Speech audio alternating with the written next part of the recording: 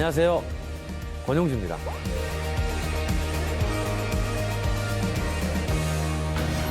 인간의 역사의 이동은 필수 조건이었습니다.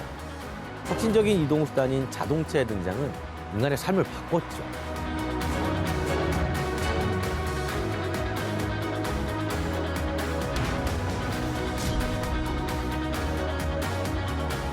자동차 산업의 생태계가 송두리째 흔들리고 있습니다.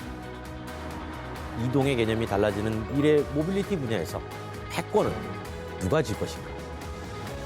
전 세계가 경쟁하는 모빌리티 산업의 핵심을 알려드립니다. 오늘의 강의 시작하겠습니다. 2050년이면 내연기관이 사라질 것이다. 아니다. 역할이 축소될 뿐 그 이유도 살아남을 것이다. 자동차 에너지를 놓고 펼쳐지는 두 가지 주장의 팽팽한 대립은 불과 2, 3년 전까지만 해도 결론을 내기 매우 어려운 논쟁이었습니다.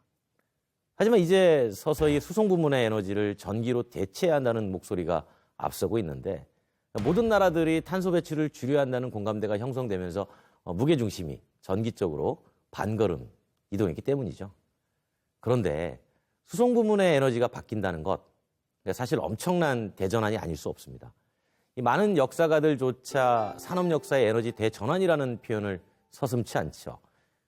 인류 역사에서 이동수단의 에너지가 바뀔 때마다 산업 구조가 달라졌다는 점 때문입니다. 실제 역사적으로 이동수단을 움직이는 동력은 사람에서 시작해서 동물 그리고 기계로 바뀌어져 왔죠. 대표적으로 사람의 이동수단인 두 발은 네 발로 다니는 동물이자 사람보다 속도가 빨랐던 말의 시대로 변모했고 1800년 후반부터 화석연료를 에너지로 동력을 얻는 내연기관이 말을 대체했습니다.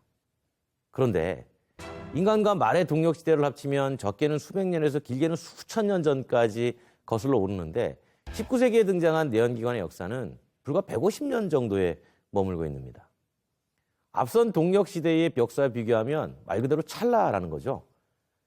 하지만 환경 측면에서 내연기관은 지구를 가장 빨리 오염시킨 기계 문명이죠.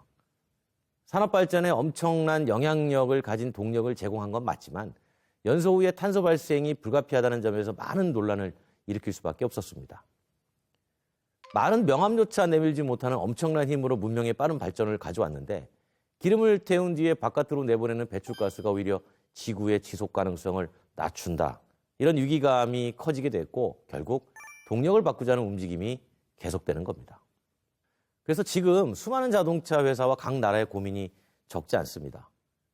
동력 전환의 필요성과 방향성은 충분히 인지하는데 대체 언제부터 화석연료를 대체하는 주력 동력원으로 전기를 삼겠다는 것인지 결정해야 하는 시점인 거죠.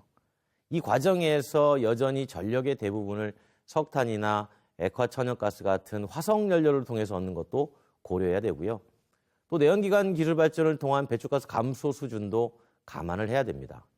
더 나아가서 정치적으로는 동력 전환에 따른 일자리 변화도 따져봐야 됩니다. 새로운 동력 활용을 위한 국가적 인프라 구축도 당연히 고민해야 되겠죠. 심지어 동력의 저장, 유통도 염두에 둬야 됩니다. 따라서 이 모든 것을 망라했을 때 내연기관 시대의 종말 시점을 예측하는 건 대단히 어려운 과제일 수밖에 없습니다. 그럼에도 전동화 흐름은 막을 수 없습니다. 이미 전기차는 우리 주변에 흔해졌죠. 일반적으로 전기차는 전기 동력을 얻는 방식하고 전력의 사용 비중에 따라서 구분을 많이 합니다. 가장 흔한 방식은 엔진이 화석연료를 태워서 동력을 만들 때 부수적으로 전력을 생성하고 이걸 가지고 보조 동력으로 사용하는 하이브리드 전기차입니다. 주변에서 흔하게 볼 수 있죠. 어차피 바퀴 구동을 위해서 내연기관이 작동하니까 전력 생성 역할도 엔진에 떠맡기는 겁니다. 이렇게 만들어진 전력은 자동차의 구동력이 많이 필요할 때 보조로 활용돼서 엔진 역할을 줄이게 되죠. 하지만 필요한 전력을 내연기관에서 얻는 만큼 효율 향상은 한계도 있기 마련입니다. 게다가 자동차는 종일 운행되는 것이 아니기 때문에 주차돼 있을 때 플러그로 전력을 충전하는 방식이 등장을 했죠. 바로 플러그인 하이브리드라고 부릅니다. 일정 전력을 외부에서 확보하되 전력이 소진되면 하이브리드와 동일한 방식이죠. 그래서 전기의 역할이 하이브리드보다 월등히 높아지고 이 플러그인 하이브리드에 탑재된 배터리 용량이 커질수록 내연기관의 역할은 비례적으로 축소될 수밖에 없죠. 때로는 충전 전력으로만 운행해도 부족함이 없을 겁니다. 그렇다면 굳이 엔진을 넣을 필요가 있을까요? 그러니까 이때부터 엔진을 아예 없앤 플러그인 배터리 전기차가 됩니다.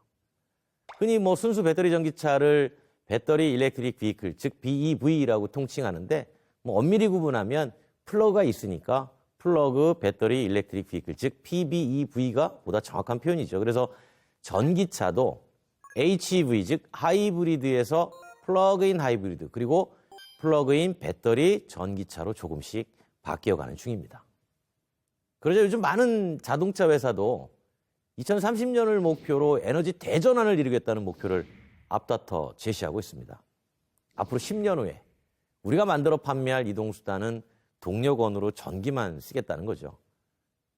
근데 여기서 의문이 듭니다. 그 필요한 전기, 그 많은 전기는 어디서 만들 수 있을까? 어디선가 추가로 만들어야 될 텐데 자동차 회사들이 주목하는 게 과연 무엇일까요? 단순히 전기를 동력으로 쓰는 이동수단을 만들어 파는데 그쳐야 될까요? 아니죠. 자동차 회사들이 주목하는 게 바로 전기를 만드는 발전입니다. 그리고 자신들이 만든 전기를 유통시키고요.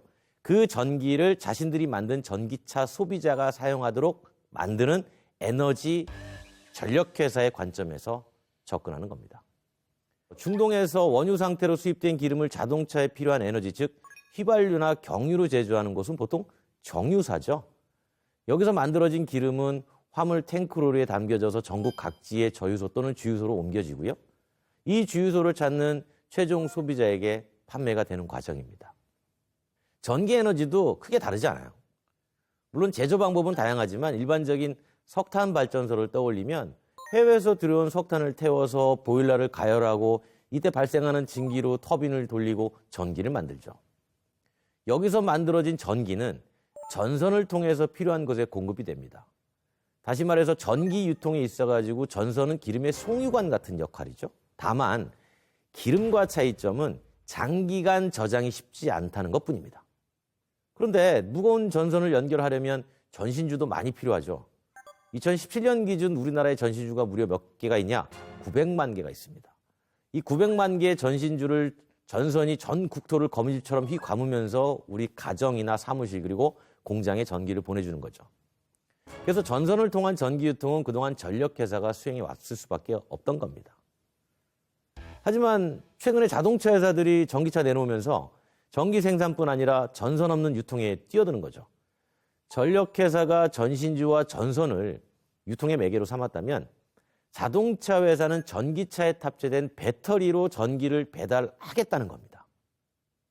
배터리에 전기를 담아서 바퀴를 돌리고 남은 전력은 가정이나 공장 등에 공급하는, 즉 전기의 이동 경로를 유선에서 무선으로 바꾸겠다는 거죠. 이 같은 V2G 개념은 꽤 오래전에 등장했는데 배터리가 전기를 담는 그릇이라는 점에서 1930년대부터 활용 방안이 모색돼 왔었습니다. 그런데 담을 수 있는 전력량이 많지 않아서 굳이 그렇게까지 해야 될까? 필요성을 느끼지 못했던 것이죠. 그런데 전기차의 배터리 용량이 점차 커지면서 생각이 달라지기 시작합니다. 바퀴를 돌리는 것뿐만이 아니라 남은 전기의 또 다른 활용처를 찾게 되죠. 바로 자동차 배터리의 전기를 가정에 공급할 수 있고요. 또 다른 전기차에도 나눠줄 수 있으며 건물에도 공급할 수 있을 겁니다. 전기차의 커넥터만 연결하면 자동차와 건물 사이에 전력이 오가는 양방향 충전기도 사실 이미 개발은 돼 있습니다. 여기서 새로운 사업기회를 발견한 자동차 회사의 행보가 무척 빠르죠.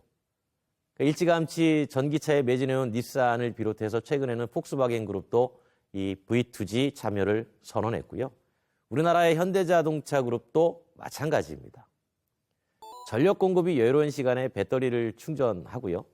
전기가 부족한 시간에는 배터리의 전기를 되파는 겁니다. 폭스바겐 그룹은 2025년까지 350기가와트 규모의 전기 저장 능력을 갖겠다 발표를 했는데 이게 무려 지구 전체 연간 에너지 소비량의 무려 5%에 해당되는 규모입니다. 모든 나라의 수력발전 전력을 합친 것보다 큰 용량이에요. 한국의 현대자동차 그룹도 가만히 있을 수 없죠. 더 나아가서 발전 사업을 준비하고 있는데 바로 수소 기반의 에너지 회사를 꿈꾸는 겁니다. 배터리에 전기를 저장하는 것에는 머물지 않고 더 나아가서 근본적으로 전기 생산이 가능한 수소를 가지고 장기간 저장을 하고요. 수소로 만든 전기로 배터리를 충전을 하고 남는 전기는 되파는 겁니다. 석탄으로 전기를 만들어 파는 것보다 훨씬 친환경적이고 에너지 순환이 가능하다는 점을 주목한 것이죠. 최근 한국의 미래 슬로건으로 수소 사회가 나온 배경도 바로 이 수소의 저장 가능성을 주목했기 때문입니다. 그래서 자동차 회사의 궁극은 전기를 만드는 발전, 그리고 전기를 유통시키는 전력 유통, 그리고 자신들이 만든 전기동력 이동수단을 판매해서 수익을 내는 가치사슬을 완성하려고 하는 겁니다. 이걸 위해서 자동차 회사들이 직접 충전 인프라 사업에 뛰어드는 거죠. 그러니까 전기차를 단순히 전력으로 이동만 하는 이동수단이 아니라 전력을 운반하는 운송수단으로도 본다는 겁니다. 전기를 배달하는 역할에 도달하면 직접 전기 생산은 그 다음 과정이라는 것이고요. 전기는 석탄이 아니라 만들 수 있는 방법이 다양한 만큼 이동수단 제조사가 에너지 기업으로 바뀌는 것은 그렇게 어렵지 않다는 것을 보여주는 대목입니다. 쉽게 보면 오랜 시간 전력 유통을 독점해온 전력회사의 자동차 제조사가 전기차로 도전하는 형국이죠. 전기차를 통한 무선 전력 유통이 가능해지고 있는 것도 이 부분을 뒷받침하는 대목입니다. 오늘의 플러스입니다. 이동수단에 전동화는 전통 산업 간의 영역 허물기다. 자동차의 전동화는 단순히 배기가스 없는 에너지로 바뀌는 게 아니라 사라지는 배기가스 뒤에 숨어서 소리 없이 네트워크를 확장하는 에너지 기업과 이 에너지를 사용하는 기업 간의 무한 경쟁을 예고하는 겁니다. 내연기관의 장벽이 허물어지는 과정에서 전력 유통이라는 새로운 관점이 필요하고 개인이든 기업이든 다양한 분야에서 전기 에너지를 생산 유통하는 길이 열린다는 거죠. 이런 활동을 통해서 사업 영역을 다원화하는 것이야말로 자동차 전동화의 핵심 의미일 겁니다. 오늘 강의 여기서 마치겠습니다.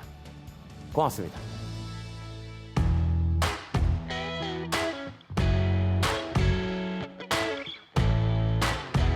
It's like I never loved you, like I was never gone. All this time without you feels wrong, but when